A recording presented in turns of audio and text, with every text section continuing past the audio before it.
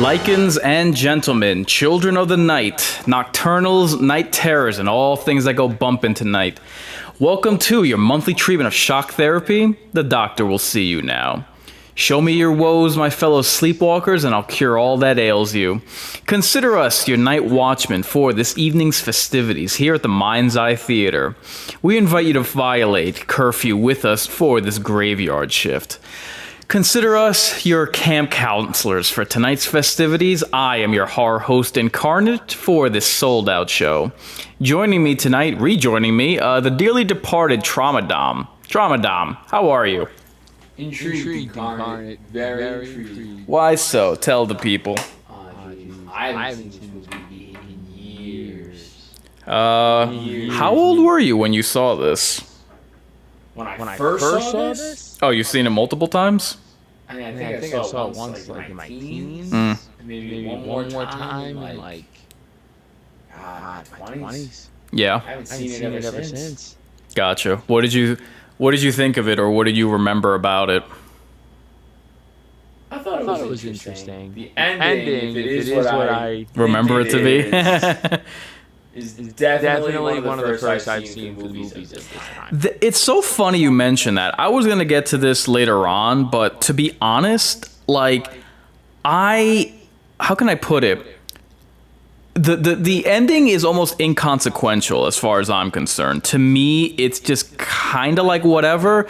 I more remember this movie for like everything else besides that. It like, and I think it's obvious that they were going for shock value with this, but how can I put it? I think they were going for shock value, but to me, it's just kind of like, you know, everything else about it is what's memorable to me. The ending is like, okay, whatever. And like, honestly, I don't even see other people talk about this, like the ending. I see everybody talk about, you know, the characters and the kills, never so much the ending, which I think is fun. Like, not to say, you know, look, this was a cheesy film. I know what they were going for. But I don't know. To me, it's I like it for everything besides that. I think of it as an afterthought. Like, okay, man, yeah, they're trying to go for that shock value, trying to go for the surprise ending, the twist, you know. But no, I definitely very much enjoy this movie. I will get to why. I'll get to what I like about it and compare it to another famous film and franchise. I was planning on doing that for afterwards. But anyway, yeah. By all means, go more into detail for your sake. What it is that you remember or like about this movie. Well, actually. While we're on that subject of what it is that you like about this movie, I think that's a good time to introduce what I've affectionately referred to as the totem pole. So, your selections are Bottom of the Burial, Shallow Grave, and High Stakes. So, this is a poll that we keep for the sake of what are your expectations for the movie if you've never seen it, or what is your official film rating if you have seen it. So I'll go first. For me, I will say High Stakes, just because for me this movie is a bona fide, how can I put it? For me, this film is a bona fide cult classic. Usually I don't like using cult classics because oftentimes I feel like whenever that phrase is applied, it often refers to a film that either is old. No, I mean, it's most of the movies that we watch is old. I'm not talking about that. Whenever I refer to a cult classic, it's usually a film that should be a classic. For instance, Clive Barker's Nightbreed. I think that that's a film that should be a bona fide classic, not a cult film. It should be, you know, once a couple steps above cult classic. For me, Sleepaway Camp absolutely is that. It absolutely is. It's right where it should be. it's not overrated. Its legacy is not blown out of proportion or exaggerated. It's not punching above its class. It knows what it is, and it succeeded in that. You know, it's not trying to be anything spectacular. But because for me, it reaches that level and right where it's supposed to be. I'm going with high stakes for this one. I usually don't like it when a film is, how can I put it? I usually don't like it when a film is too comedic. And because it takes away from the horror for me. But for this, as you will see during our watch of this movie is it's one of those gut busters. It's hysterical. I very much like the tone, I don't want to use the word energy because I'm not a girl in high school, but like just the personalities and the frantic nature, because that's how kids are, especially at a summer camp where even though there are adults, they are away from school and they're away from parents. So just like how crazy the kids act, how they curse at each other. You know why? As I'm speaking, you know why what I like about this movie? It's authenticity. It's authenticity with its characters, and how can I put it? How it is that it goes portraying how kids really are. How many Tramadon was asking me today, just literally before the stream. Oh, how old is Felicia Rose in this? And I told him, yeah, she plays a 13-year-old. She is 13. And he was joking about how a lot of times they show high school kids, but they're played by like 20-something-year-olds, and it could come off insincere in that regard. But in this movie, like, you get a genuine, how can I put it, portrayal of just how crazy kids are, how crass they could be. And for me, the last movie that I can remember that was like that authenticity to it was Scream. I'm sorry, Scream. Wow. It Chapter 1. I don't know what I was thinking right there. Although the first Scream movie, that did show, like, it felt like actual people instead of just characters, or in your run-of-the-mill slasher film or Blumhouse movie, it didn't feel like caricatures. You know what I mean? Where it feels like dialogue and portrayal can be kind of like plastic. You don't get that with a movie like this. Now, I have no doubt that a lot of it was ad-libbed. In fact, I know that was the case. But it adds to the film's, how can I put it, its likability, and there's a certain quaintness with it. So yeah, I'm giving this a rating, or a film rating, because I have seen this before, of high stakes. What about you? What would you say your rating is? I'm gonna go with high stakes. Okay. Early 80s. Yes. It's an interesting concept. It's got humor and it's got gore. I'll go high stakes. I know it has creative kills. I'm trying to think if it uses excessive gore. I don't think it does. No. Gore was a poor word on my part. Yeah, but no, I get what you mean. It's a slasher film. Yeah. It does have creative kills. There is one that, Jesus Christ, when we get to it, you'll know what I'm talking about. It's brutal. I was like, no. And they don't, they hint at what it is that they're aiming for, and it's just like, we'll get to it when we get there. So, right. Could you hand me that pillow there? So, for you, my fellow sleepwalkers, I hope that your knapsacks are packed and your junk is tucked. Because the totem pole is now open for all of you in the YouTube chat only. Sorry, guys. I'm going to be speaking to Streamlabs to see if they can, consolidate a lot of their controls to make it so that if you are commenting on whatever platform you're watching this on, whether it be Rumble or Twitch, if you vote, or if you chat in the chat box, hey, here's a crazy idea, people can actually, anybody can, enter into a poll or what have you. So, Tramadam, if you could enter your vote in the totem poll, as I just did, that would be greatly appreciated. So, yes, again, sorry guys, it's only available on YouTube. But naturally, I invite you to stream the film along with us, queue it up on, and you will have, you have a smorgasbord of options for today. We have, let's see, hold on. I'm just trying to do something here for Tramadom. You have forever the tech-tard. You have to choose from to watch this on Peacock, which is what we're watching this on. You have YouTube. Mm-hmm. Yes, it's actually free on YouTube. I was shocked as well. Pluto TV, Tubi, Sling TV, Plex, and Freevee. Again, we're going to be watching it on Peacock. We invite you to watch along with us.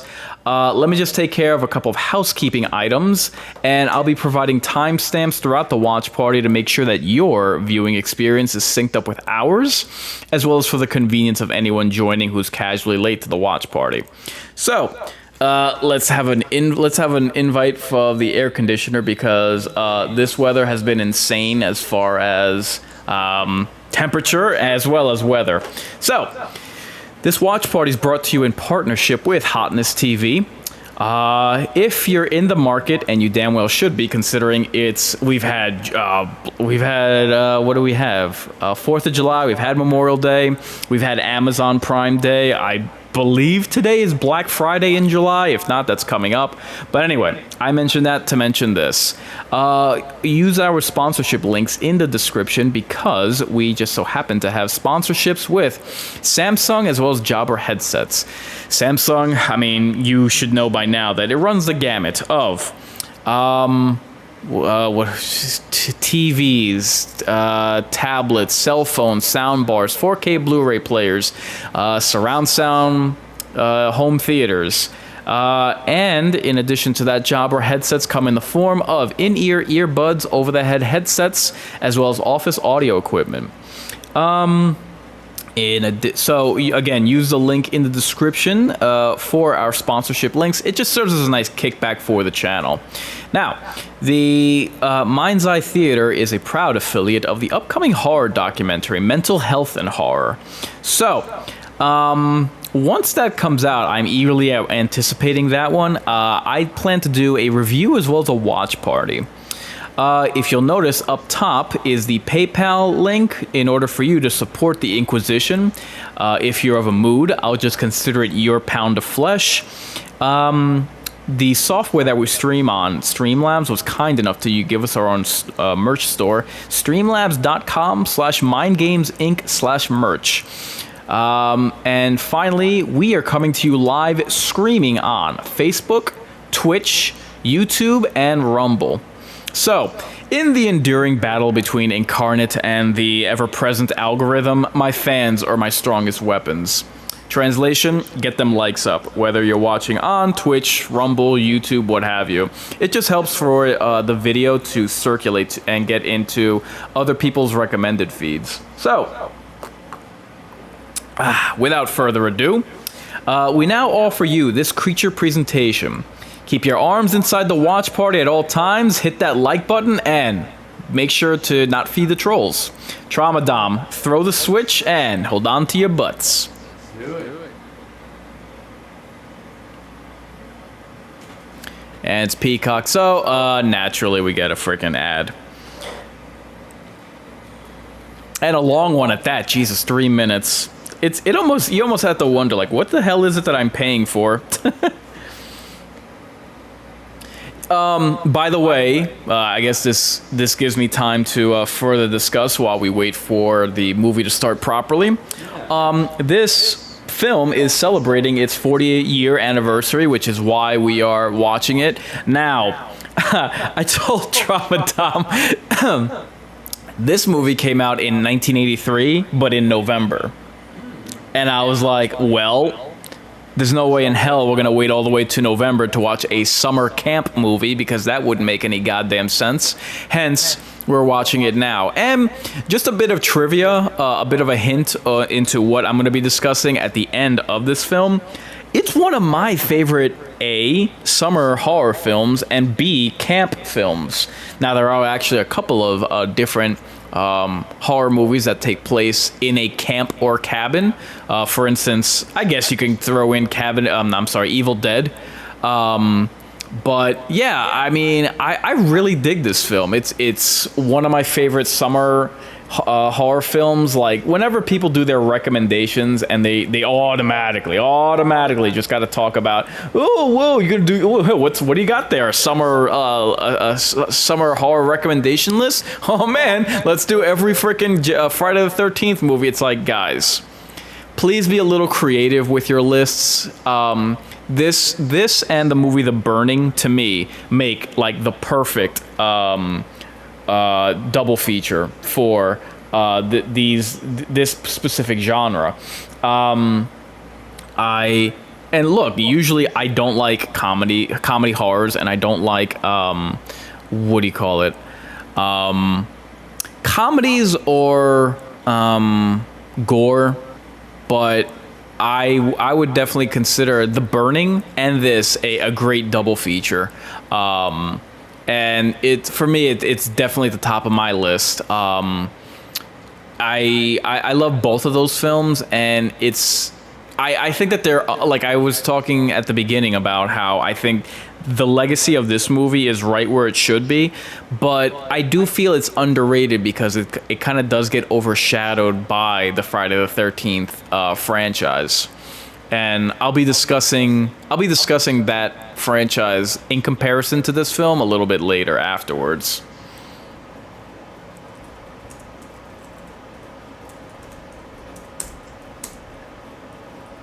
Okay, and we are starting in 3, 2, 1. So again, guys, I'll be giving reminders throughout the movies of where we are within the timeline.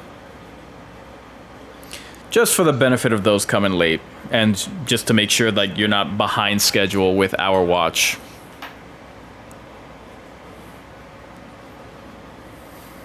Traumadom actually thought that this came out before Friday the 13th. Guilty.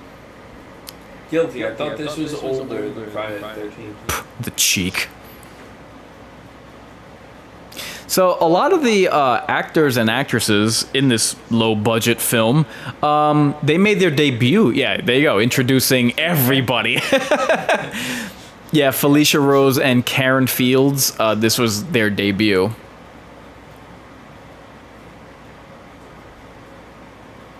And it's funny to me how memorable those two characters are. Like, if you were... obviously, Felicia Rose is the most well-known. She is an icon of the 80s.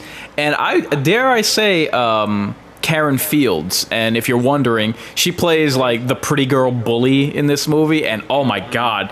she's like such a raging bitch, and I love her for that. Like, I really like. I remember her. She's a stark raving bitch. And you know what's funny? I like when a character is like that, when they like embrace it. I love that. For instance, LaGuardia in Dexter, the prissy teenager blonde girl from the new Chucky series. Oh my God! Whenever just a character acknowledges what they are and like just go in hard on being just a C-word, I love it. I absolutely. Oh my God! I absolutely love it. What was that? Shut up, stupid. What did you say? Shut up. Shut the hell up, stupid. I thought you were gonna keep going. Okay, I gotta work on it. Okay, good. I was like, Jesus Christ, how many more are we gonna get? But yeah, we'll see more of Judy is the character she plays. The actress is Karen Fields. Oh my God, and it's so funny because she's just like that because she sees another female that's like competition, and she just goes into like autopilot with her Bitchy demeanor. Oh, it's great. Michelle. Uh-oh. What have we here? Camp Arwalk. And really, it's Lake Argyle. And there is a camp on the site. Interesting. I looked it up. Yes, Tramadom told me that both Friday Friday the 13th 13th and Sleepaway Camp were Northeast Coast. crazy. No California films here. You liar. Kids, shut the hell up. I don't care. Started it. What? Good luck getting that chest there now. Oh, God. I was just about to make a joke. It's like, Jesus. Does he have that on his back, too?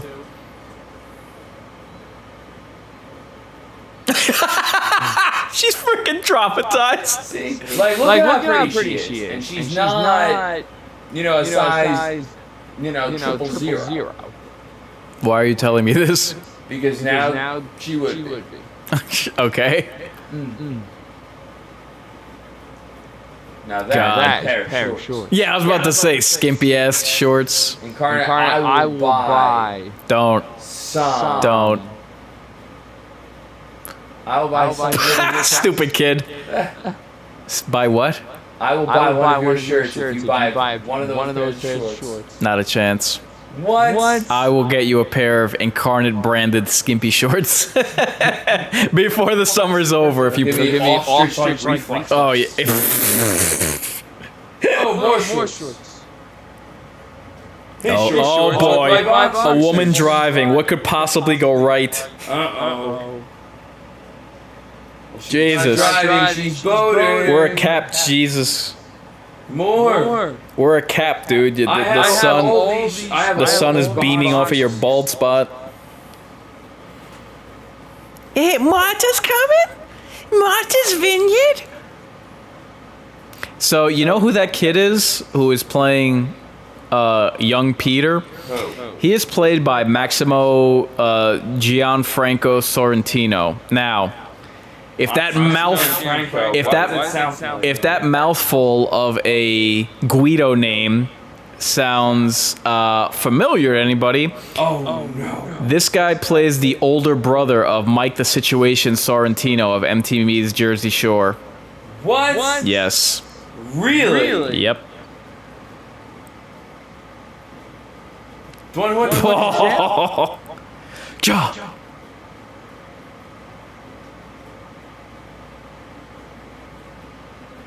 Well then, we're gonna have to cut this short. That is a bad act. Oh no! What could have happened? And oh, I thought his back was gonna be cut up. Oh no! Not the life preserver. Holy shit. Emotional damage. All right, lady. Jesus. 8 years later. Oh boy, here comes the aunt. She looks like something. Oh, good heavens. Dude, this woman is like coked out. Yes. She's like something out of Pee Wee Herman's Nightmare. Something out of my mind.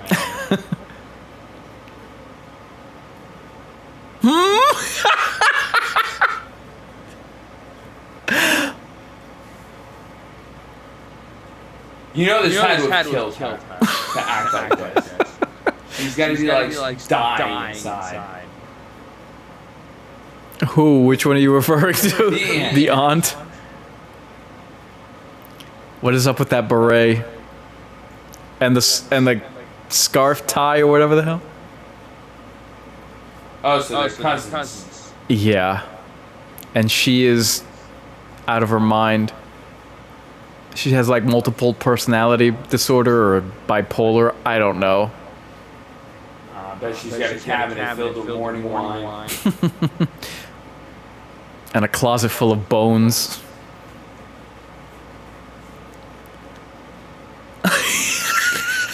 Her eyes are so soulless behind those glassy. Oh, look at. See. What the hell is wrong with this woman? Oh my god. Oh my god, she's giving me a headache. I'm laughing so hard.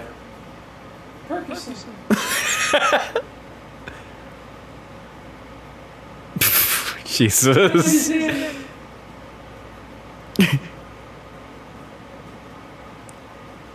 Why are you yelling? She has to ask rhetorical questions and then to get a reaction. Oh.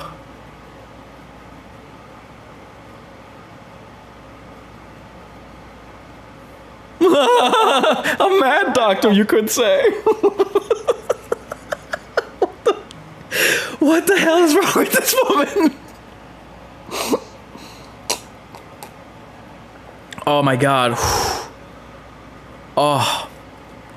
Please move past this scene. I'm delirious from I'm literally lightheaded from laughing so much. Oh. Please go. That was brutal. She's so crazy. Oh no, that wouldn't do at all.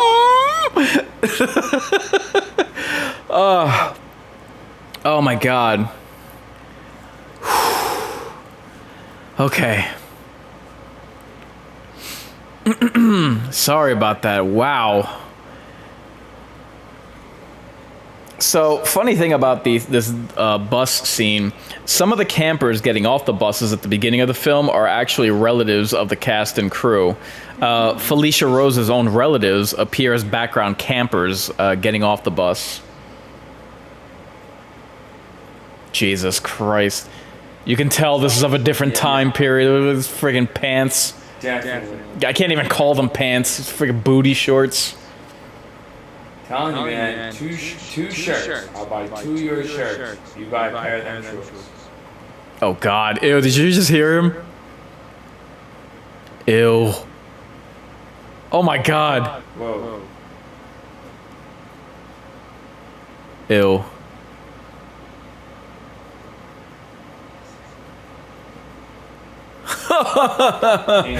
Funny pedo. Family version. Oh yeah. It's like a fat version of Biden's kid. Yeah. All right. Get the camera past this guy. So, no surprise, the film became an unexpected hit and cult classic for movie buffs. It made 30 times more than was spent to make it, and to make it, the budget was just $350,000.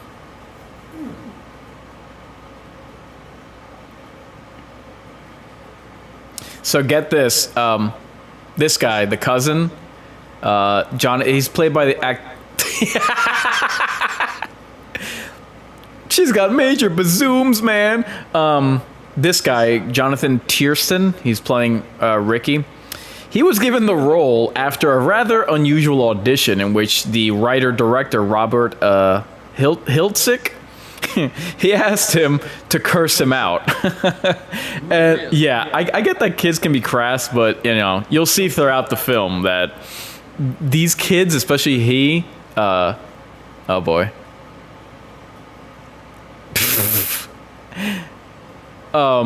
This kid, Ricky, curses like a sailor.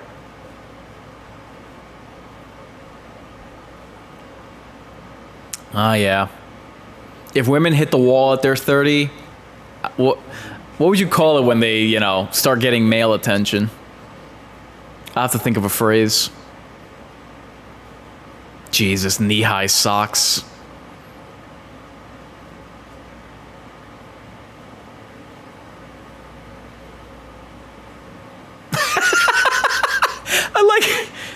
I like how I got so offended.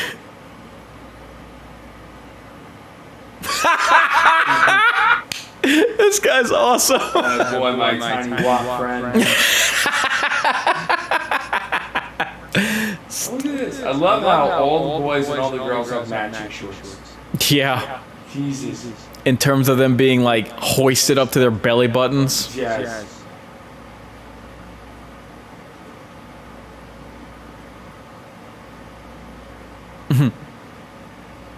Capiche? Totally not even listening to her. Oh boy. And here she goes staring off into the into the void. Jesus, everybody gets so easily offended here.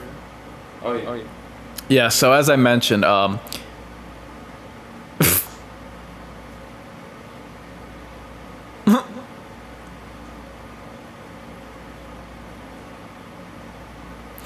notice how she's like leaving everybody alone, and yet, you know, immediately she gets attention. That was good to the side of the river. So, like I was saying, Felicia Rose was only 13 at the time of this movie, which is unusual for a feature film. So, studios usually cast actors like 18 and over who happen to look younger because of restrictions on using actors under 18 for extended hour shoots. And also, at 13, she was too young for her own movie in theaters, which, how funny is that? She wasn't old enough to watch this movie. Are they all that age? I didn't look up their individual ages before the movie.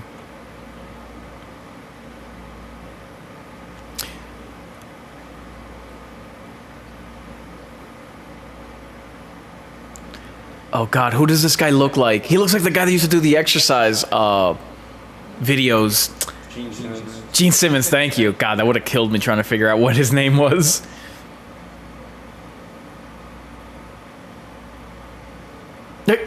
Just because he's showing her potatoes and pineapple? Yeah. Oh God, ew. Yeah, he just looks dirty. As a child, writer-director Robert Hiltzik, he actually went to the camp used in this movie. Huh? The writer... Oh God.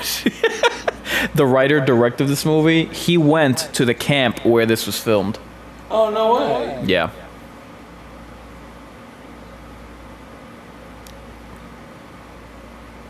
Thank you, Morgan Freeman. Yeah, leave her with him. Jesus. Oh, God. For the love of Christ. Oh, no. I like how we get that musical sting to show you that... Uh-oh.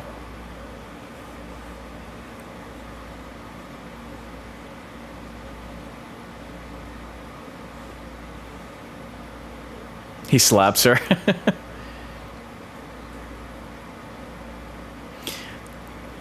Are those two girls? Or are they? I don't think so. Oh my God. Oh, Jesus, he really asked that? Oh my God. Oh, Jesus, this is gross. This is gross. Stranger danger. This is grossing me out. Oh God, I forgot about... For the love of Christ. Thank you for the save. Woo.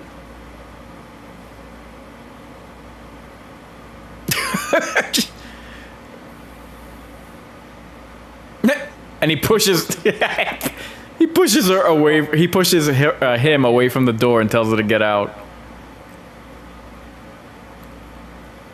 Well, put two and two together. Yeah, And here's Joe Biden himself. I knew this was in the movie, but you know, you just forget how creepy it is.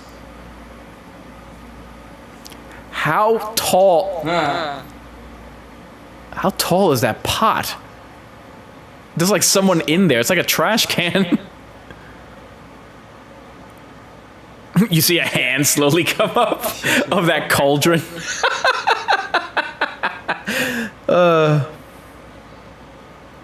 Uh-oh. Do we have our first victim? Everybody has to get as angry as possible. Up, and here comes the voyeurism. All that good New York water. Water. Shut up, stupid. Interestingly enough, Felicia Rose and Jonathan Tiersten, who play Ricky and Angela, the cousins, they developed a romance during filming, but broke up soon after. You asked what the ages were? I know for a fact that she was 13 and he was 17. Just what this movie needed. He looks tiny. Character incest and inappropriate dating ages. Well, it's like Blue Lagoon with, substantially more stabbings. Thanks for that. Good contribution. She was young, too. What was the disparity? Blue Lagoon, like 13 to 18, 13 to 19. Really? Yeah. Uh-oh. Gives him a squeeze. He gives him a honk. Huh? What's going on back there? I can't see over my extenuating wide ass. Oh boy. I think not. He could just step down, but I guess his lard ass won't allow that. Oopsie doopsie! And they actually, I thought they were just gonna show the blistering pain he was going in, just the hands. Oh my god. Look at his wrists. But, whoa. I think that. Yo, great makeup job. Oh my god. Oop. Yeah, all he could do is just stand there.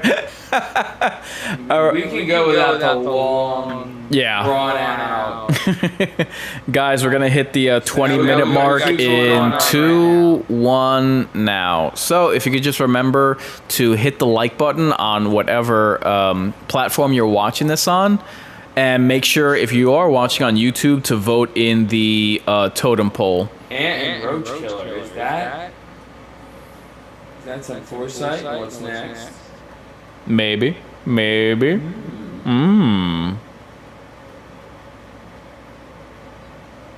Well, he's all messed up.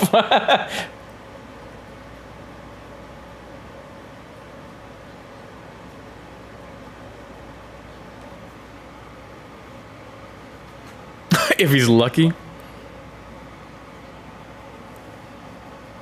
Yeah, just do a cover-up. He's like, well, that's a whole lot of your problem.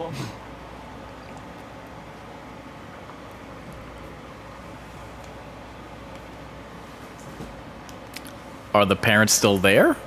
I feel like the chef is in something right now. Could be. So, Willie Kuskin, who plays one of the bullied campers, he was genuinely bullied by the other kids during the filming. Who? Willie Kuskin. I don't know who he played. Well, he's one of the campers. So Frank Trent Saladino, who played a camp counselor, he had to step in when other cast members took things too far. So just goes to show how madcap things are when you film with teenagers and you basically let them run loose. What's the guy's name? Willie Kuskin. It might be summer camp, but they might as well call it the Wild West. Oh, yeah.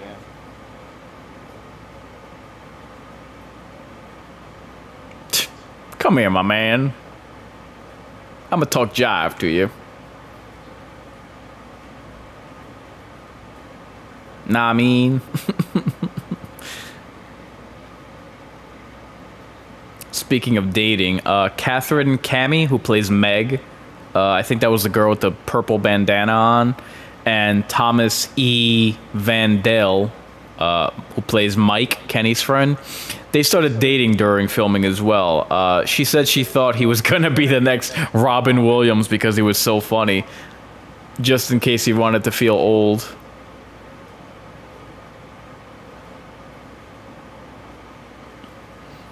So, in a nice twist, Felicia Rose, who plays Angela, Karen Fields, who plays Judy, and Catherine Cammie, who plays Meg. They were actually all they grew closer during filming. Catherine Cammie said the scene where they throw Angela into the water, which comes later on, that was hard for her to shoot for that reason.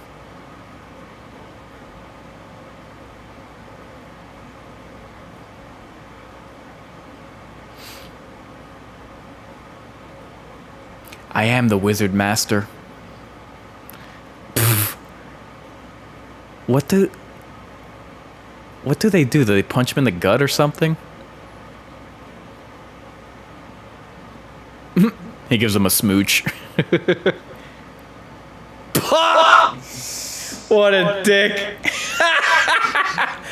A crop top. Oh, Lord. He just ate another guy's butt. Straight.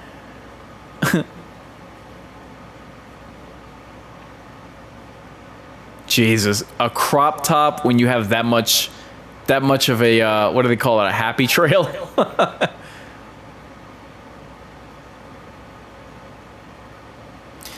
Whoa! Look at them girls, the Daisy Dukes. Oh, God.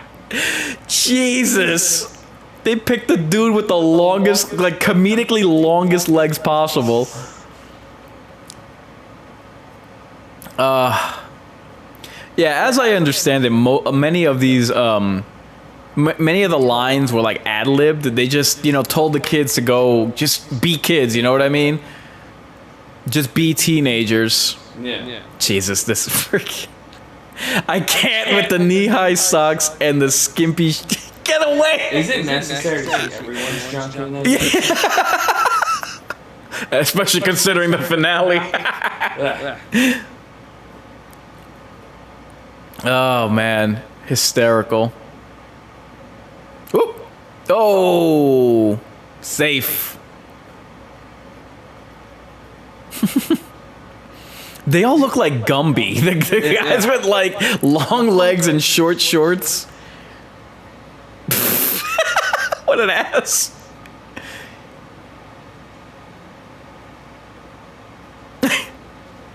Oh, in your face. He gave him the FU. What? A calcul? Oh, I thought it was with a calculator. Yeah, I think so. Probably. It would make sense. He catches it with his nose.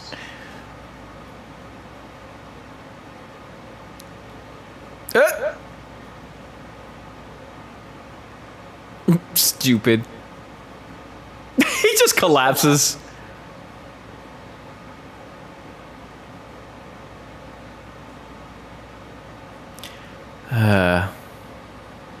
No better.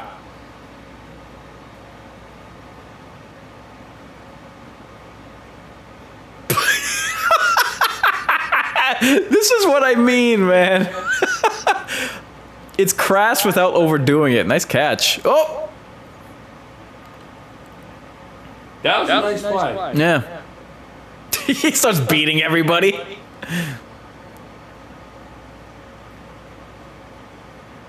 Maybe I'll buy some pants.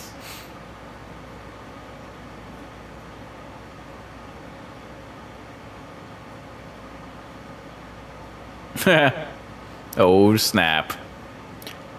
You'll live to rue that. Your uppance will come.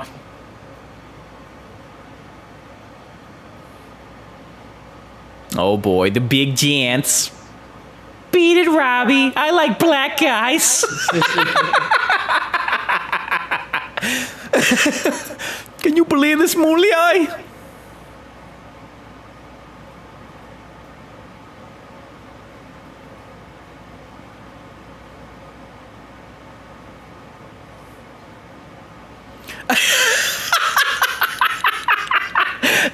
You could not make a movie like this today. Oh God, no! Are you kidding me? Nah, dude. No.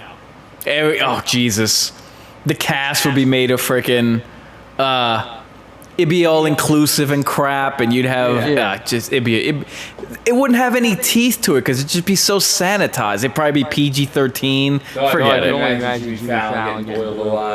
Oh, that's that. He is so painfully unfunny. He would deserve to be like dipped in that cauldron instead of the water poured on him. I love how they're all freaked out by her, and she's just she's not bothering anybody. Oyster cult. I didn't see that reference.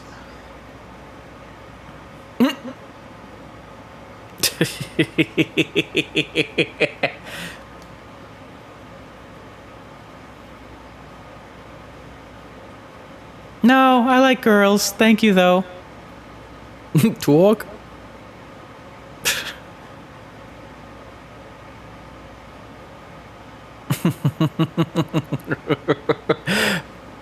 It's amazing. Dude, with the bad pants and cheap cigars. Yeah. He's, yeah. Slightly older camp girls. Yeah, it's very... Brokeback Mountain just walked through the door. Howdy, Pilgrim.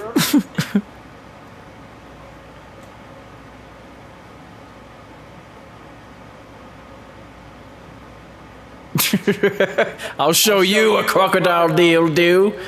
Didgeridoo. She is so spaced out, man. She looks like she's tweaking, and nobody. Okay, one of the camp counselors with. Is he wearing a fishnet shirt? Is he? Yes, he's wearing mesh, dude. It's not a Chip and Dale's club. It's a frickin' summer camp.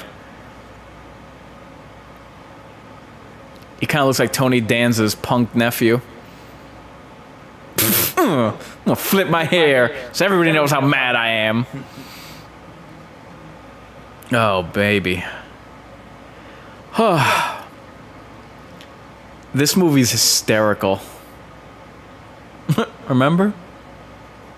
She's just like shocked that someone's sharing space with her.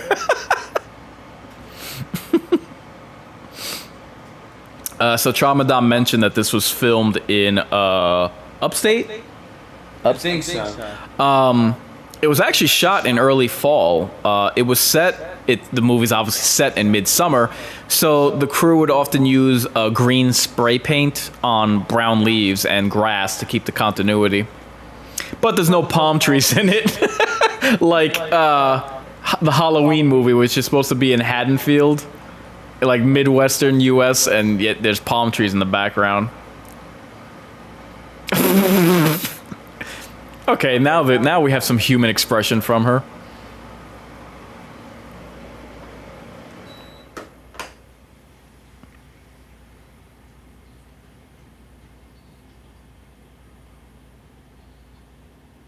Does he give her? Oh, I thought he gave her a kiss. She's all smitten. Why, thank you. Good night, Popeye. Wow. So, if This girl's such a bitch. eagle-eyed movie watchers will notice that Felicia Rose she didn't speak her first lines until 31 minutes into the film. I don't get like who's the counselors and who are just the kids, because they seem to all be just getting naked. None of those are obviously kids, but obviously they look much older than 13.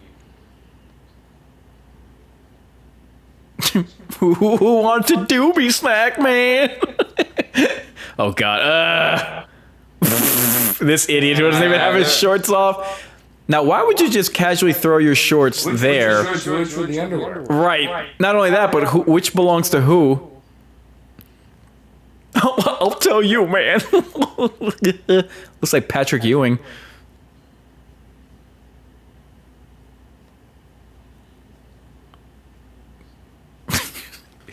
Stupid. This dumbass can't stop laughing. Jesus. Look at her sad puppy dog boobs. This guy can't stop. can't stop cracking up. I don't know. Yo, honestly, what are worse? The guy crop tops or the shorty shorts on them? I don't know. The worst are the ones that have both.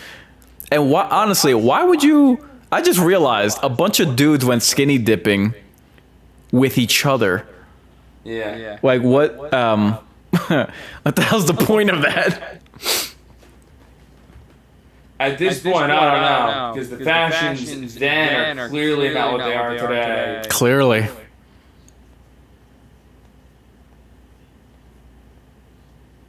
Now, why would you rock the boat while you're on it?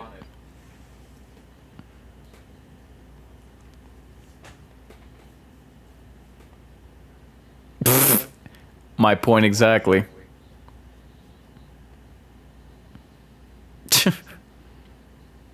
Wait, I can't swim.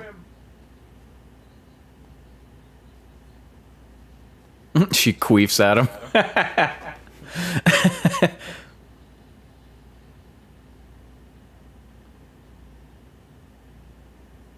So, the original artwork for Sleepaway Camp Survival Kit DVD box set, it included the unauthorized sequels and was actually recalled, get this, after the American Red Cross complained about its trademarked Red Cross logo appearing on the cover.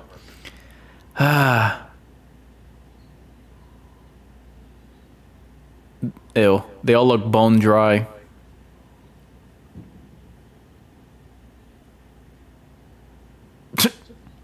It's a shark fin.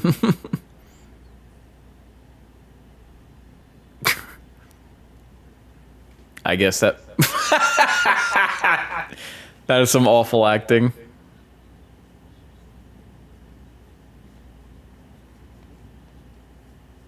Jesus, tidy whities. Can this movie's fashion get any worse? Well, then again, if the regular clothes are this bad, imagine what the guys' swimming trunks are gonna look like. It'll be borderline bikinis.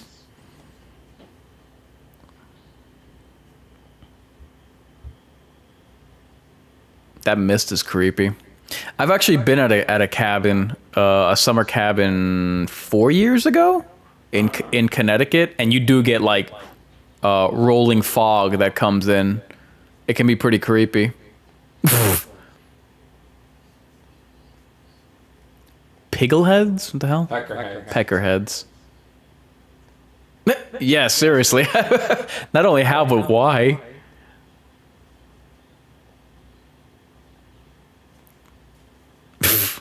Hey, don't pay me enough for this. And then... Jesus. Ooh. Not for nothing, but that's pretty good. Yeah. That's a pretty good dummy. The eyes are what really sell it. Another one bites the dust. Tomorrow will be a brighter day. Get a gurney at least, Jesus. You don't say. He was found in the water, stupid.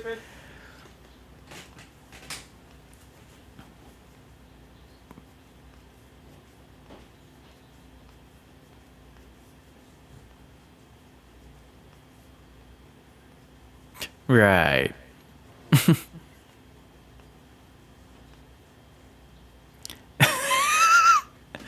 This guy really is Joe Biden.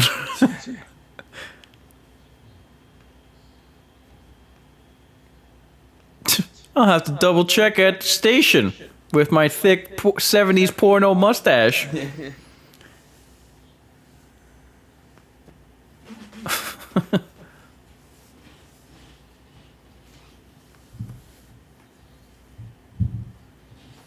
God, the mullet.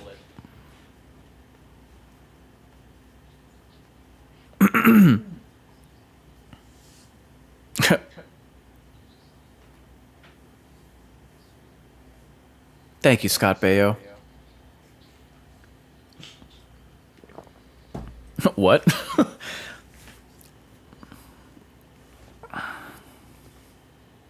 So, rare is the slasher whose victims are almost all between 12 and 15. Also, a couple people get attacked but not killed, which is also rare for a slasher film. Oh boy. Here we go. Instantly turns around all creepy.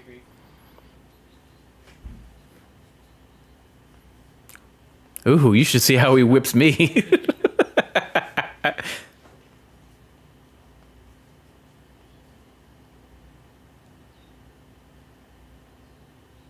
Yeah, Mr. Aw Shucks. She's wearing a shirt with her name on it. Of course. Hey. Yeah, all day.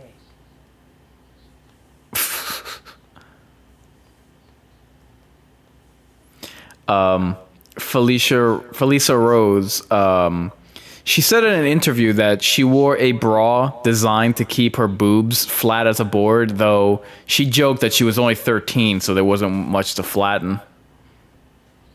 Wasn't there an infamous line in that movie that involves a board? Yes, it's coming up soon. And who is it delivered by?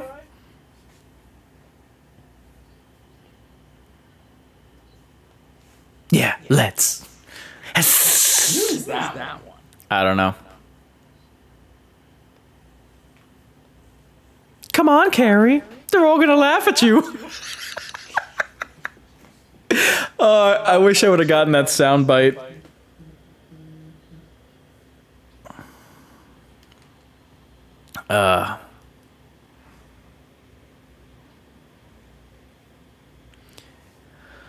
Oh man, I can't remember a time that I've laughed so hard watching one of these during the watch party.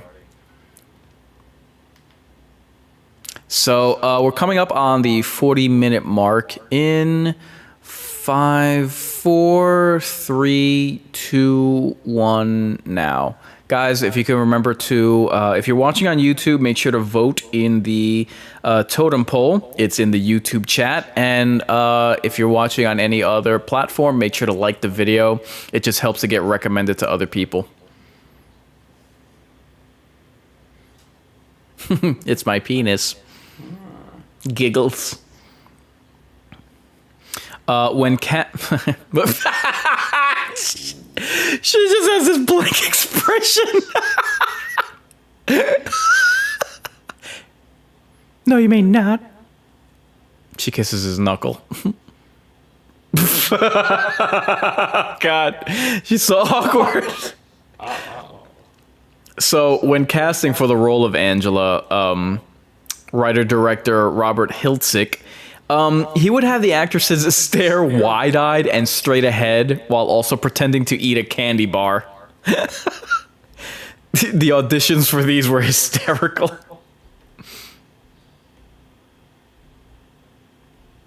Yeah, I thought your type were hookers.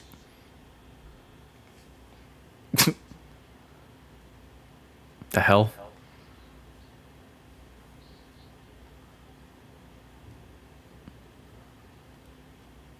Is this the shaving cream trick? Yeah. I'm guessing this is the kid that got bullied. This poor kid. I know, he had to eat butt, and now he's gonna... now he's gonna have himself some sour cream.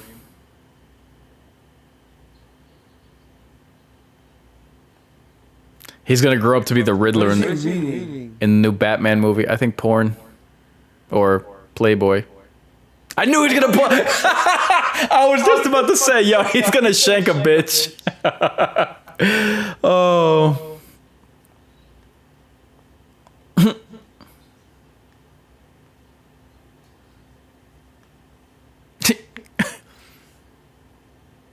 I was just trying to go for a close shave. It's not my fault that I can't use whipped cream.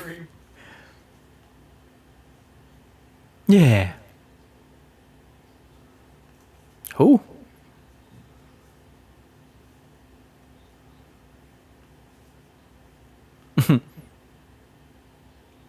Is that Krispy Kreme donuts? Yeah, that's why they... Ugh. Jesus. That's what you want. A dog pile of a bunch of sweaty dudes.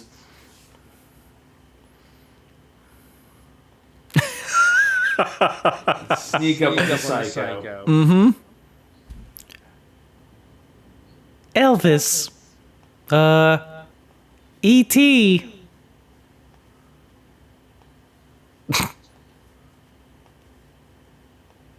That action was funny. Oh boy. Whoa.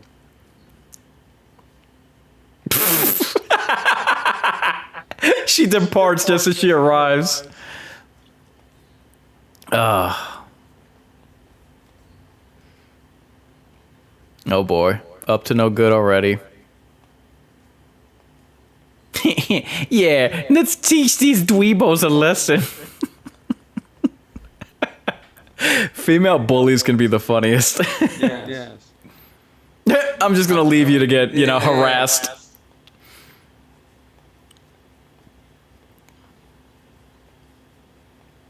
Okay, now she looks murderous. Say something!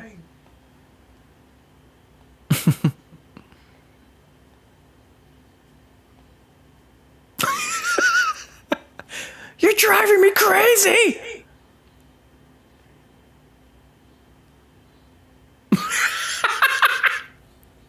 Oh, Jesus. They start slapping each other like in the movie Airplane when the woman's going hysterical.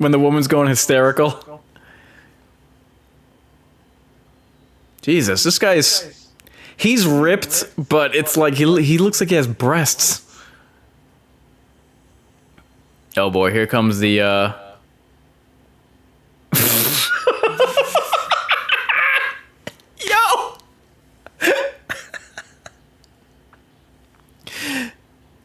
This is the floorboard scene.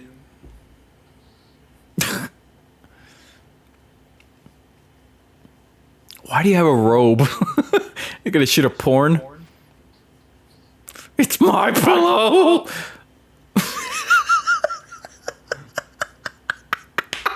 So angry.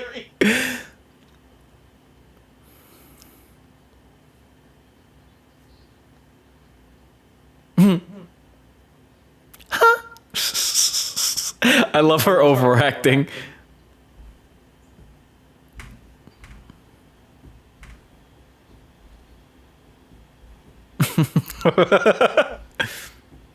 Ew.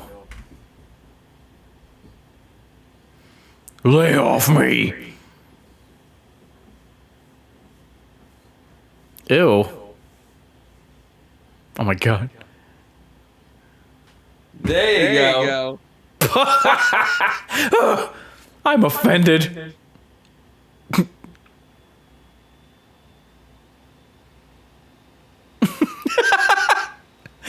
I'll leave you with that traumatic event.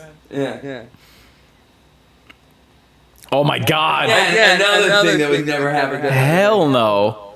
That's not dangerous at all. Uh-oh. They throw the bucket at her.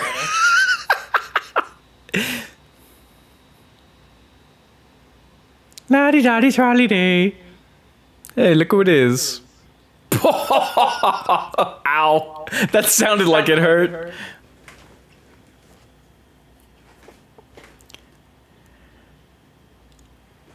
I don't know. To me, it's an interesting character trait that he's very protective of his cousin. Yeah. Like they show it a couple times. Like he saves her from the pedo in the pantry, at the summer camp dance. When he rolls up with his gay cowboy hat, and just now, like I don't know. You wouldn't see this. Jesus Christ, they're just walking casually on our wet roof.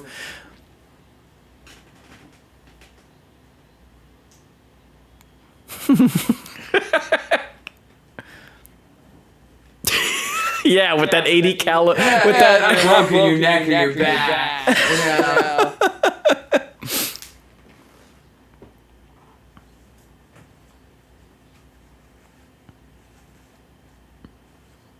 The whole lot of you in a body bag if I have to. Those have been going around lately. Yeah, it's a good character beat or trait that he's protective of his cousin, because you typically wouldn't see that in your standard slasher movie, because let's be honest, that genre is the only thing that genre is known for character wise is cliches. Oh, Jesus. During the filming of the scene where Artie hits Ricky against the shelves in the pantry, Artie actually had to repeatedly slap Ricky against the shelves. And at the end of filming, he had lines on his back because they had to keep doing it so many times.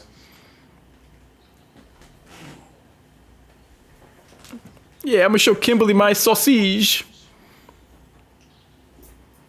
Is this it? What? The what the fuck scene? The what? The what the fuck scene? No. This is a bad one, though, because of what's gonna happen, but no. You'll see. Ooh, give him the slip.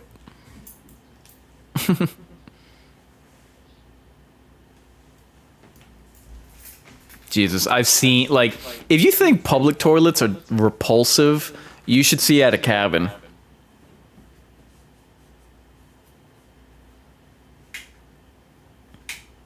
I've seen things the kinds of things that'll stay with a man. Ooh. He doesn't hear it? Oh, he does hear that.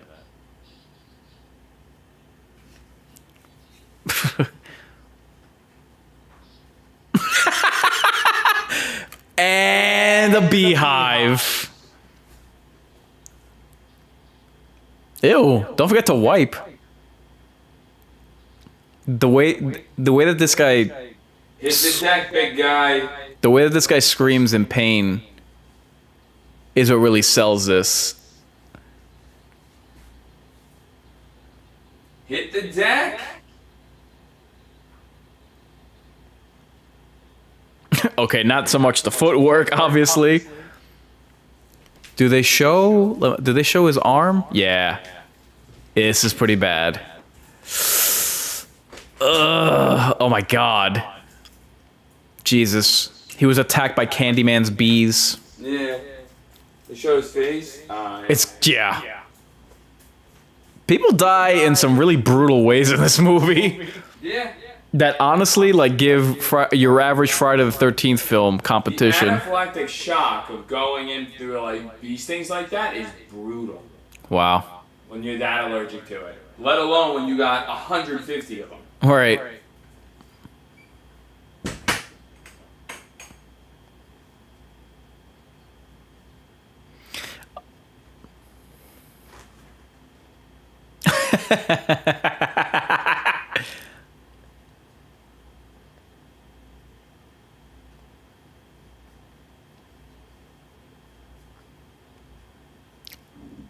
Oh, he thinks it's Ricky. Eh? Yeah, just got a screw loose is all. That's the ticket.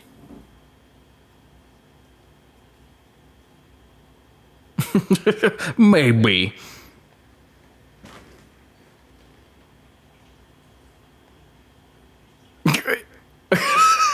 Why are you skulking around that way? It's so weird.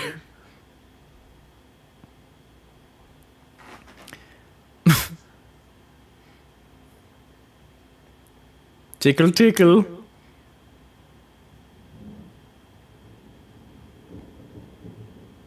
This was a smart idea to make it to kind of throw you off. Ooh. Kill her, mommy.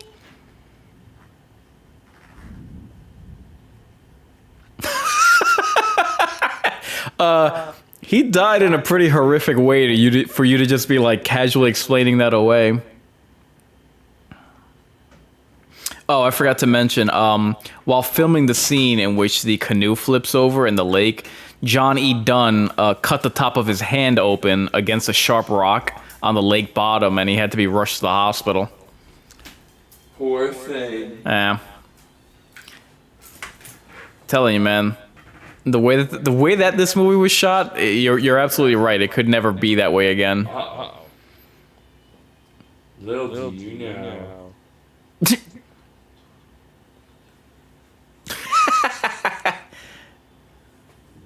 And she does that. Don't do it. Staring up. Oh God. This is just weird. Whoa.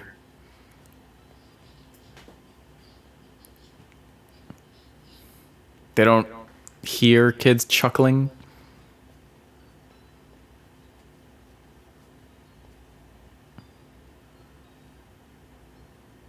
Yeah, this is awkward. Hey.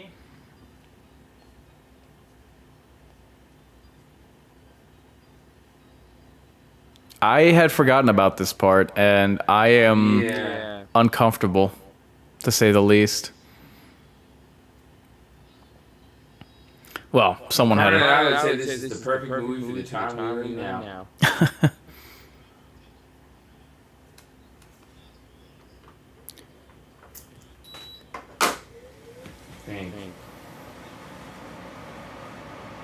What the hell's this idiot doing in the back?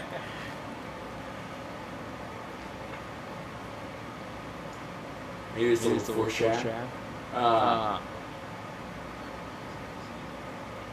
Did you just say gangsters?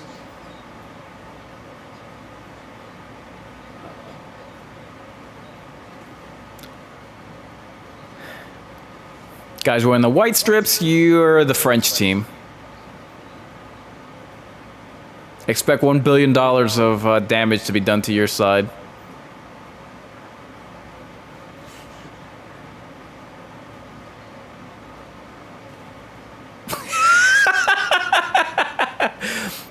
I love how they could just casually, like, not participate in things.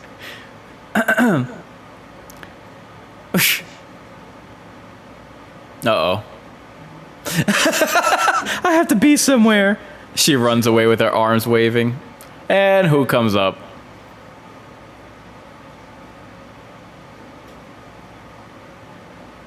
What? Look how short you are. I bet. I'm gonna show you this trick with a ping pong ball that I do.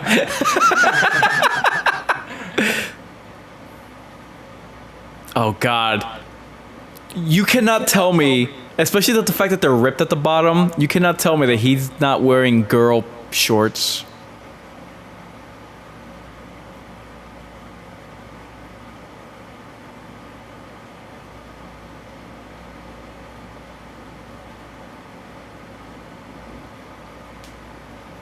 All right. I'll let you get your booty call.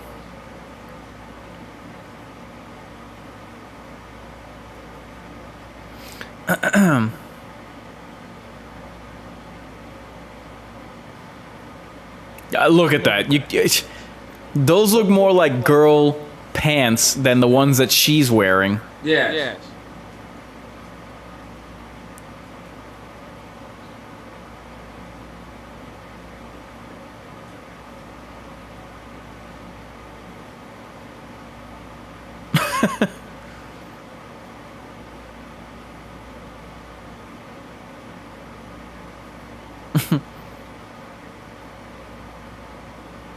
I still can't believe this guy is 17.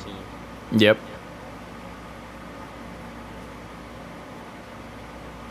Uh-oh.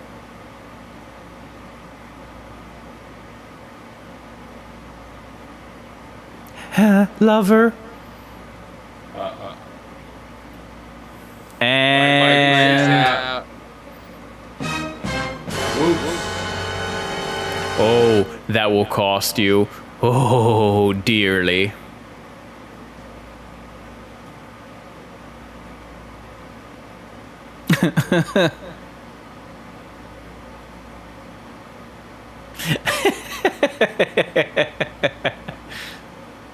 I won't regret this.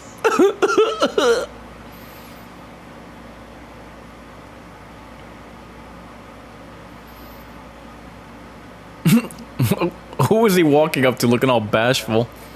Oh, Jesus, we're back here. I really got to give it to this film because, you know, a lot of times that someone like sits to talk to Angela, it like any other film, it would just feel repetitive. Like, oh my God, how many times are we doing this? But like, not only is it amusing, but it actually adds to the story, as you'll see by the end. Let me have another stab at it. And who should show? Dude.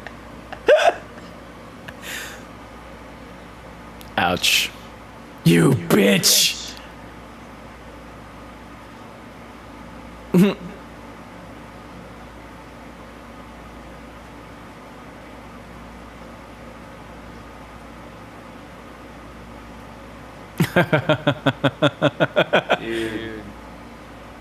Uh-oh.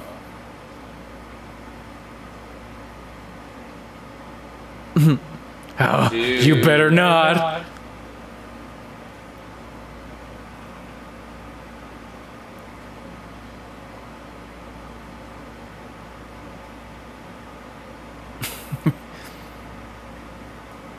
God, you look haggard and creepy, and he looks like a plucked vulture. Ah.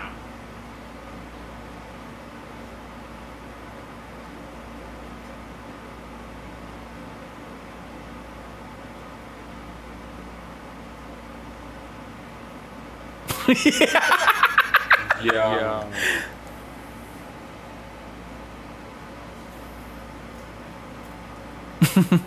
My old chum here. Uh-oh. Oh, and we're off for the races. Stop it, you brute! Bye. We're gonna hit the 1 hour mark in... Oops, hold on. 2-1 now. Guys, make sure to like the video, no matter which platform you're watching on, and make sure... Oh my God, how long are they taking? Look at the background. Jesus. And nobody's doing anything. No, not one thing. It's still... Okay, let me get through this. Make sure to like the video, and make sure to, if you're watching on YouTube, make sure to vote as to what you think the film rating is in the totem poll in the YouTube chat. Oh God. What is this liquid? He drop kicks her. She really is tiny, though. I mean, Judy. Nobody cares. Like, nobody's coming to ask her if she's okay. Give her a towel.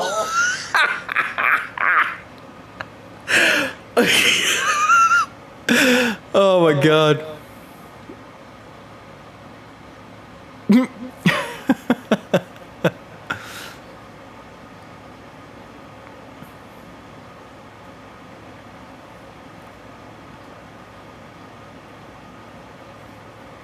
Even better. What?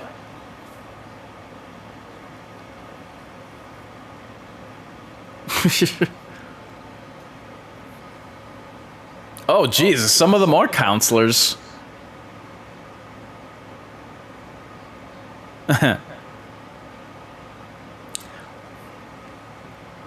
So, when Leslie swims back to shore and gets up onto the dock after the canoes flip, the woman who played her in that scene eventually became Robert Hiltzick's wife, Missy, to whom he became engaged to shortly after the film wrapped production. Lisa Buckler got mono and was too sick to shoot that segment.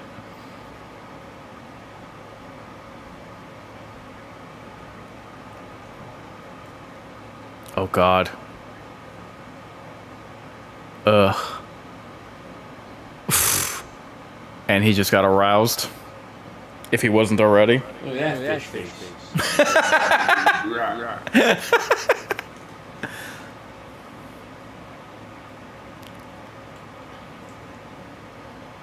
Ugh. Oh, that whore.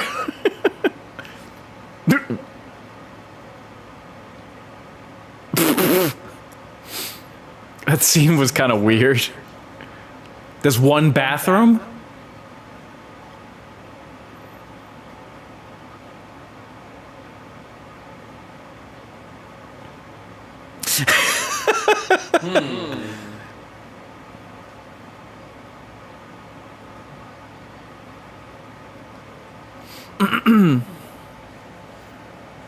Oh, that's Meg, right? Is her name? Uh-oh. Oh, Jesus. What's that you got in your hand? That one? That one? That is Meg. She's just like singing nothing.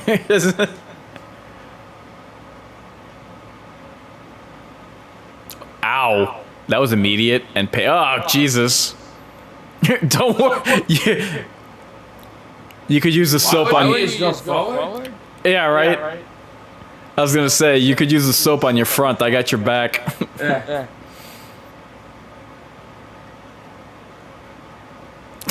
Let me just wash off this hemoglobin.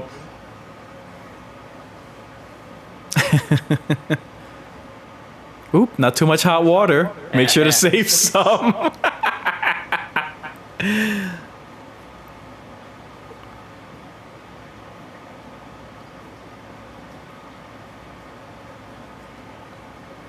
They're heading towards a bear cave. Hey, pasta fagioli.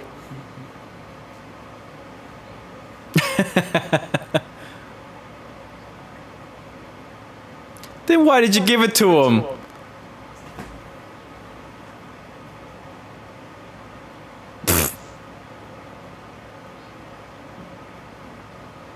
No, I'm your kid brother. What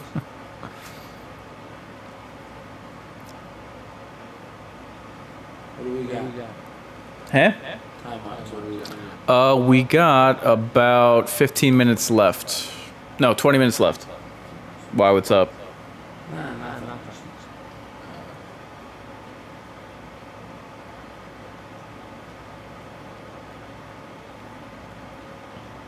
She meant nothing to me. All right, baby doll, nothing at all.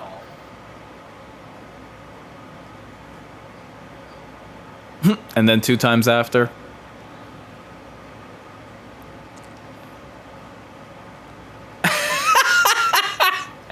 Dude, she can't let up. She's feral.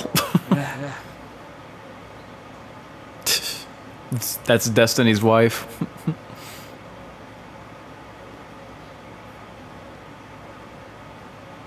Do I? Do I know?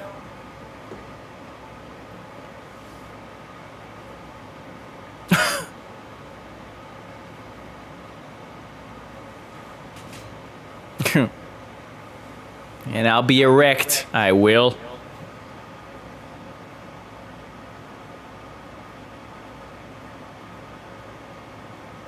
This is odd. Like, why would you have a camping event during a social?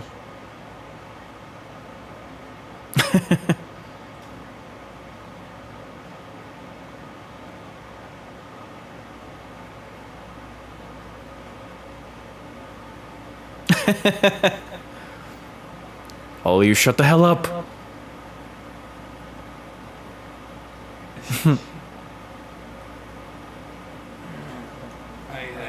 All right. Gotcha. Dude, thank you, man. Thank you. Always a pleasure. Likewise. Say goodnight to Traumadom, folks. Good night, you guys. Here in spirit. Ha ha ha. Get it? Ooh, excuse me.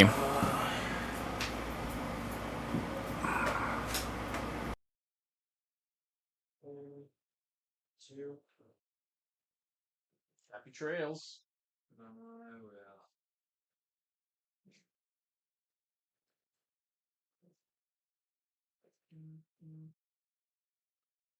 Uh-oh. Oh, Jesus. Yeah. I'm sure he's just gonna cut wood with that. The little white shoes. Oh, God. His hot date. You've been waiting for an hour for this chick?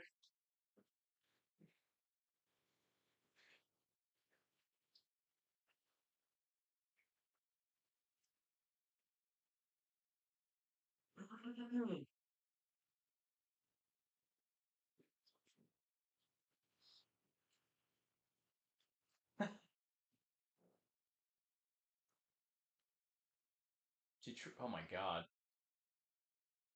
La di di da di da da da di da da da.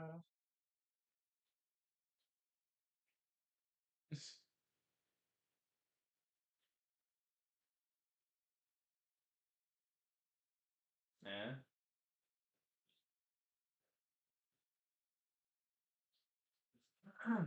She was complaining of cramps.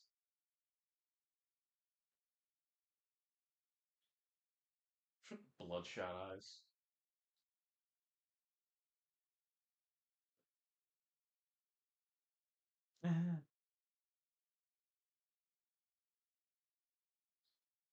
Gross. Now, where was we?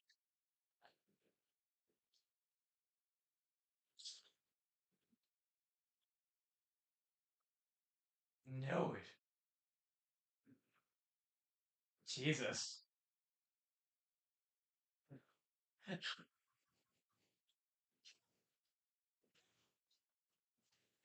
You cannot tell me.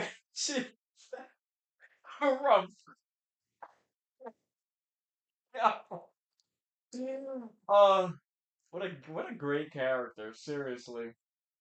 Oh my God. I'm glad I have a glass of water near me because Jesus, this movie, this movie's wearing me out in the best way possible. I mean, I'd be genuinely hard pressed to remember what a time that I laughed so hard. Oh, uh-oh.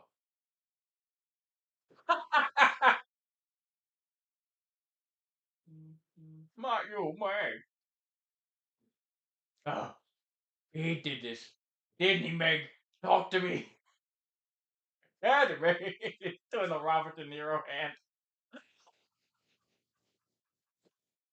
What? What direction or decision prompted that? Bobbity boopy. On this day, I've been disrespected.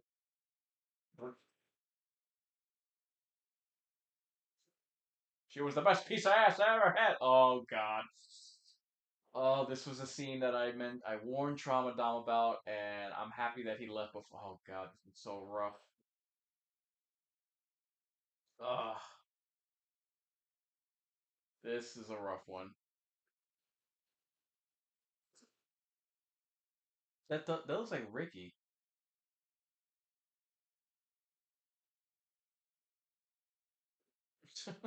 God forbid.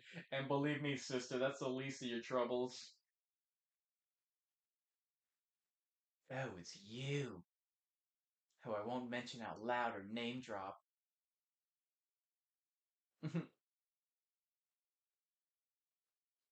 Oh God. Uh, oh Jesus. Oh, my feminine jawline. Oh God. This is a rough one. Brace yourselves, fans. Oh, oh God. A curling iron. Oh. Ah.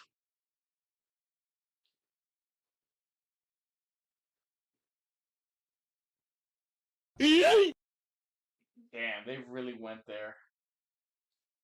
That's right up there with the fondling tree from Evil Dead. Oh, I can't imagine the pain. I don't think he would die from that. Mm.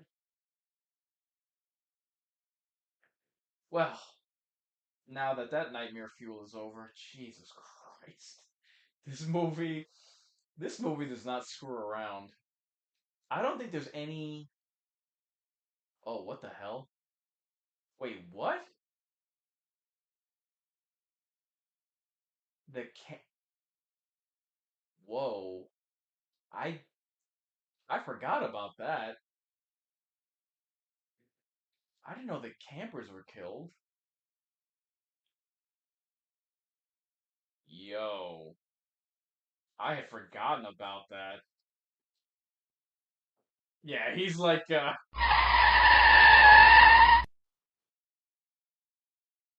can't even make out what you're looking at.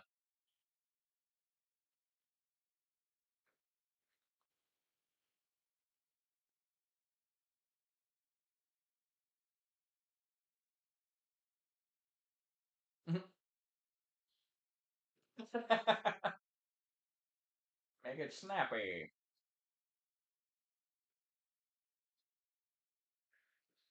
Uh, Look.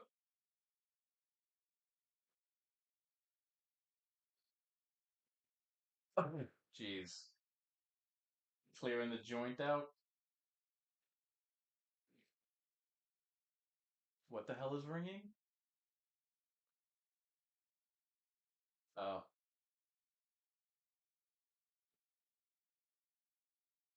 Jesus. The long arm of the law.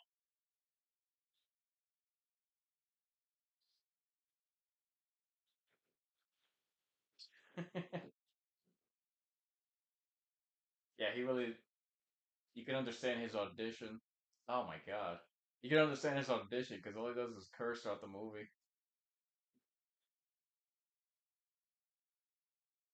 Oh my god. And it being a campsite, no one can hear him, despite how deathly quiet it is in those places.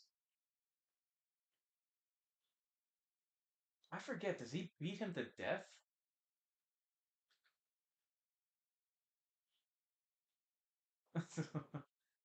I got him good, I did.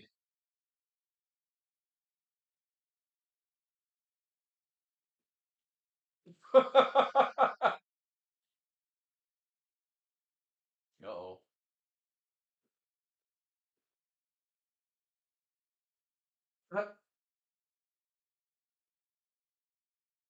Wow. How'd they pull that off? I mean, it's obviously rubber, but...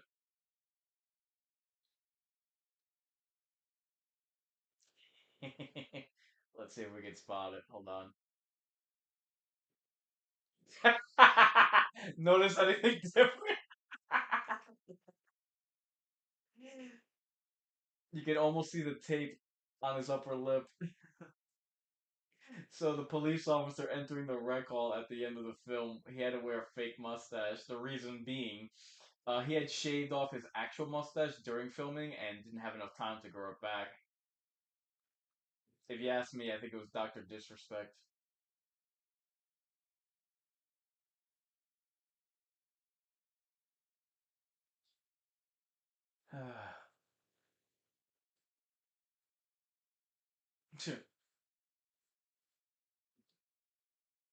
Camper blue balls.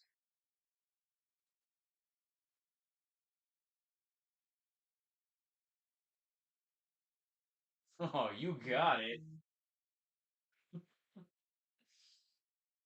My God.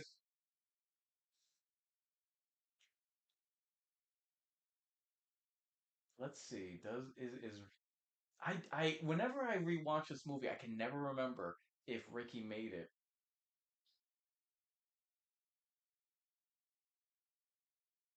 Jeez, that must. It's not even the same color that it was.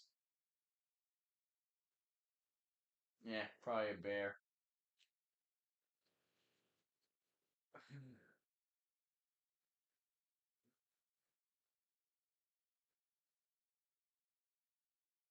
Uh-huh. Oh, Jesus.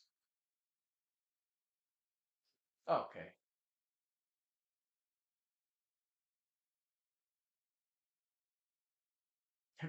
beaten halfway to hell with alive.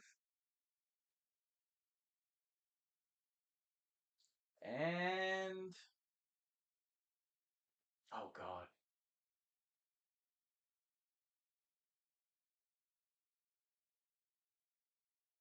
Is that Judy that she Oh, she said it's Meg.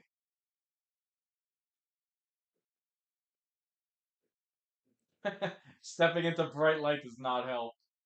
God, looks like it's stenciled on.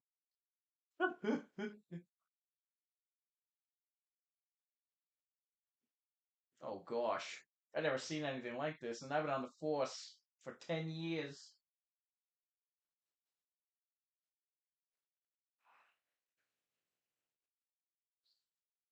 Okay, here we go. Here comes the big reveal.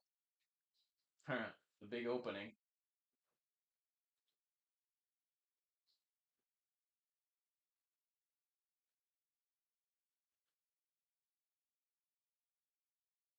The model that they use is so weird.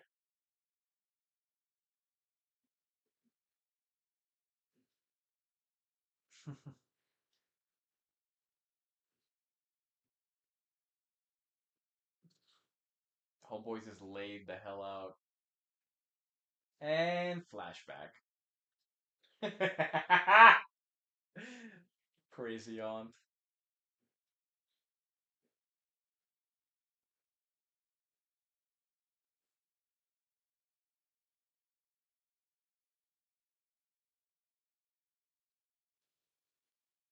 You did this. Uh, why can't I see your breath? Turn the AC off. Water under the bridge.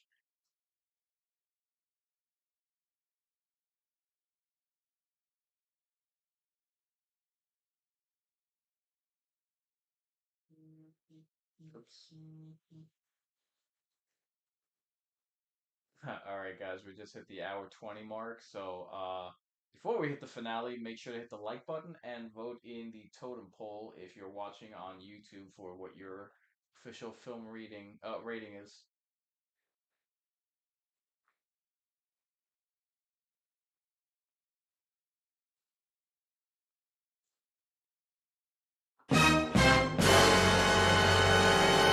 There's her,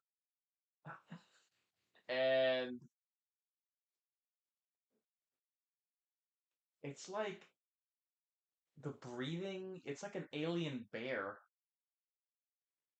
What's the point of the mouth agape like that? I've always wondered.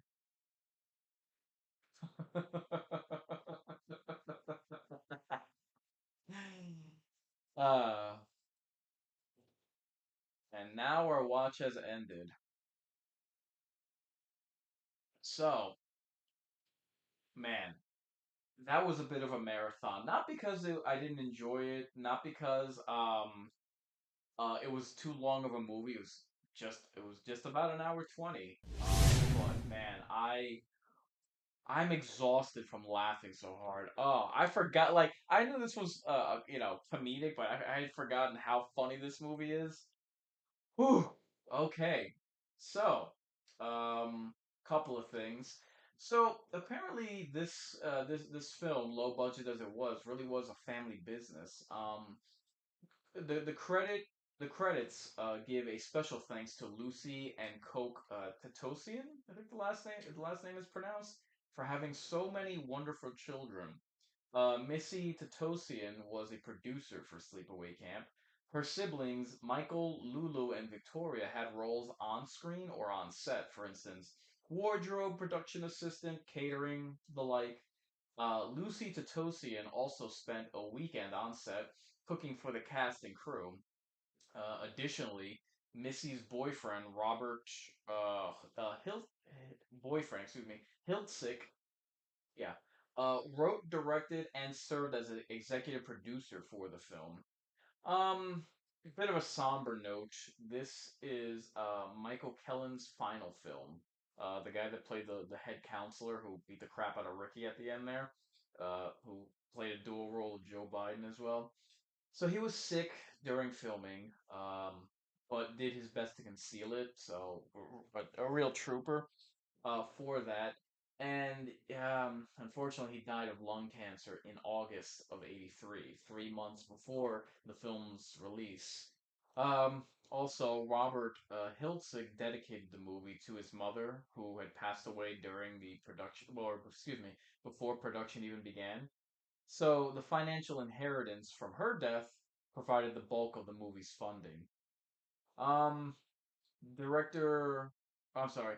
This movie and Friday the 13th Part 3 in '82 inspired Weird Al Yankovic's song Nature Trail to Hell. Both films feature the cutting up of campers and an ending that you have to see to believe. Um, Felicia Rose was paid just $5,000 for this performance. Um, so as always, I whenever I do these films, I like to do a recommendations for if you enjoyed this film to catch a different film within the same subgenre. So, as mentioned during the watch, I would do a double feature of this with The Burning, especially considering that they're both, they're both digestible in terms of length. Like I said, Sleepaway Camp clocked in at just a hair over an hour 20. So in addition to The Burning, if you're talking cabins or camps, this would go well with Evil Dead 2 as well as Cabin in the Woods. So, here is the part where I like to discuss my final thoughts about the movie that I just watched. So, in terms of summer films, to me, movies like this and The Burning just utterly trump movies like Friday the 13th. I mean, to me, they completely blow the film like that, like Friday the 13th, which is such a standard for slashers. It just blows them right out of the water. Um, the killer and the teen bully are they're just so much more memorable than any survivor character or final girl in any Friday film. I mean, really take that in. The first Sleepaway Camp is that iconic '80s film, but it's just one movie. They've made 12 films in the Friday the 13th franchise, yet not only is the Angela villain more outstanding, but all Felissa Rose, the actress who plays her, would have to do is make that iconic mouth agape expression, and horror fans would instantly recognize her. Can you say the same about any Friday the 13th protagonist? Are any of them at the level or have achieved that status? And while we're on the subject of Friday the 13th, I'm just curious about something. Has anyone ever noticed that um, no, there's not a single Scream Queen in that franchise that spans 12 films? Think about that one. Considering what a standard bearer, not that that takes much, considering what a standard bearer the Friday the 13th series is within the slasher genre, they've never created a single Scream Queen. Um, for the record, there are only five Scream Queens in cinema history, so let's go through them. The OG, Janet Leigh, Psycho. The heir apparent, Jamie Lee Curtis, Halloween series. The Alien Queen herself, Sigourney Weaver, Alien movies, who I even like, but I will not deny her place in horror history. Number four, Your Dream Girl, Heather Langenkamp, a Nightmare on Elm Street franchise. And finally, number five, the Scream Queen, Neve Campbell, the Scream franchise. And no, fans, no artificially inflating the numbers to fill out your roster just because all that does is water down the prestige of horror royalty. Scream Queens ought to be taken seriously and not just, much like with slashers themselves, not just arbitrarily adding in the roster just to fill up the number make it appear bigger than it is. No, there are only five Scream Queens, none of which you'll find in Friday the 13th. Um, as I mentioned during the watch, the characters in this were really sell it. Just that authenticity, and it's void of how can I put it? It is void of like cookie cutter, run of the mill, repetitive characters like are completely littered throughout the Friday movies. Yes, in Sleepaway Camp you do have bullies and the pretty girls and the aw shucks nice guys, but do you have the teen cliches like the ones in your run of the mill Jason movies? No. And funny thing is, those caricatures weren't just cookie cutter, they were redundant.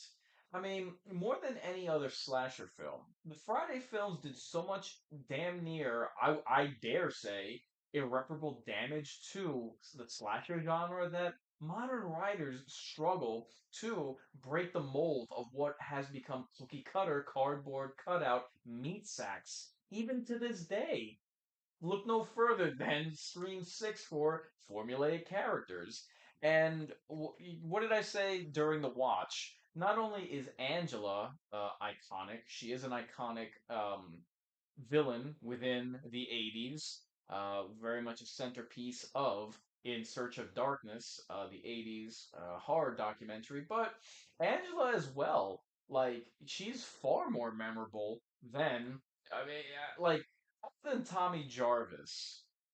Look, there are certain Friday the 13th characters that I like. Creighton Duke, for instance. But I mean, Tommy Jarvis is only known because he's in three of the films, but he's not standout in the slightest. The Judy character in this is far more of a presence. Is and look, I mentioned the overacting that she does, but still, it adds to her being memorable. And it's not yeah, she does portray herself as promiscuous, but it is kind of a means to an end for the sake of making herself jealous or making others jealous. And after getting caught kissing the guy that Angela was fancying, and Judy getting called out by Ricky, you see that she does start to like her expression changes after she gets defensive, and she actually starts her eyes begin to water. Look, there's a level of depth there where hey, this character is actually human and she can experience, remorse and regret.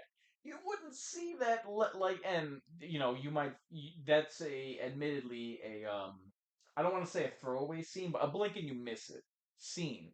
But it does add that little extra to add depth to it. And when the hell can you honestly say that you've gotten that with a Friday the 13th film? And um, me and Tramadon were speaking about this movie, his impressions of it, what he remembers at the beginning, and he even admitted he falsely mentioned this movie or categorized it as gory.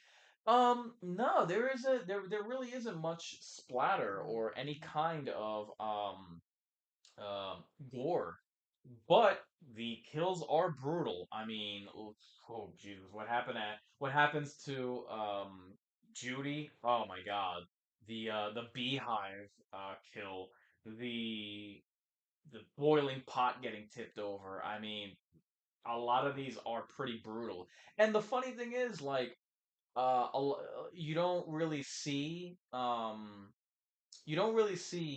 what happens to Judy. It's implied. You don't really see much of the beehive attack while it's happening, but you see it after the fact. I mean, hey, this movie was made on a budget of 350K, so it's completely understandable that they maybe couldn't afford all the effects that they could have wanted, but still, it does help to jog the mind. And 'cause let's be honest, as quote unquote creative as the kills are in your run of the mill Jason movie, like how often do they do that where like you just the movie hints at what's happening and your mind does the rest. So I think that credit needs to be given for that. So that's what we will end it here. If you like the watch party, make sure to like the video and share it with your friends. If you hated it, subscribe to the channel and share it with your enemies. So, what is on the scene as far as the Mind's Eye Theater and the Greater Mind's Eye? I do humbly request that everyone join my Clips channel, Mind's Eye Incisions. I'm trying to get that much more active, much more more engagement on that platform. As the name suggests, it is just shorter versions of my long form content, anywhere from 2 to 5 minutes. Please subscribe to my Rumble, my main alternative channel. And on the Mind Games side, I am beginning my affiliate program on there where I do my live screen streams every Tuesday, where you could find me at Mind Games Inc. I am continuing muting my lost episodes of the Watch Party, and I'll be working on that this weekend. I started it, but I haven't finished the first of the Watch Parties that I was on. Lastly, as far as what's on the scene for the Mind's Eye, I did post today my Resident Evil Death Island gut reaction. So my gut reaction to the trailer. Last week, I posted my gut reaction to the Insidious The Red Door trailer, and poof, man, from what I'm seeing from the reviews, yeah, this is 5 movies in. I mean, it's been past time to call it quits on this franchise, and yeah. Uh, from what I'm seeing from the reviews, I wasn't off with my predictions regarding that. So, as far as coming attractions, I'll have a very busy schedule next week. Hocus Pocus turns 30 this Sunday. I'm probably gonna do a watch party on Monday, which I forgot to tell Tramadom about. The Conjuring turns 10 years old. The Conjuring and Grabbers turn 10 years old next week, so be on the lookout for the watch parties for that.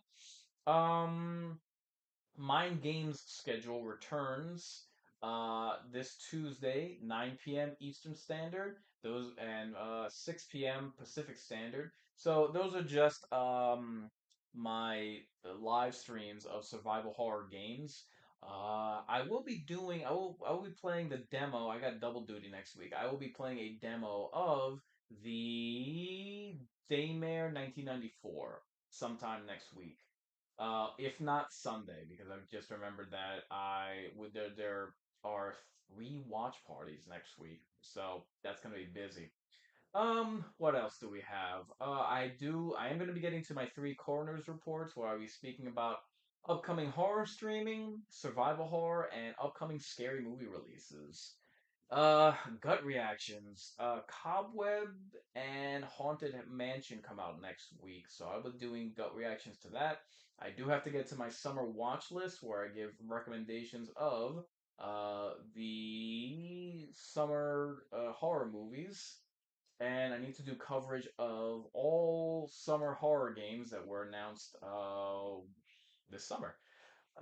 So that's it for Inkarnate. That's it for the Mind's Eye Theater. I genuinely hope everyone enjoyed this 40th anniversary watch party for Sleepaway Camp. So, mark your calendars and say your prayers. I've been Inkarnate offering a word of caution. Fear the worst, so long you recognize who's best. You're resigned to your fate? Time to subscribe to your fears. Warn your friends. Warn everyone.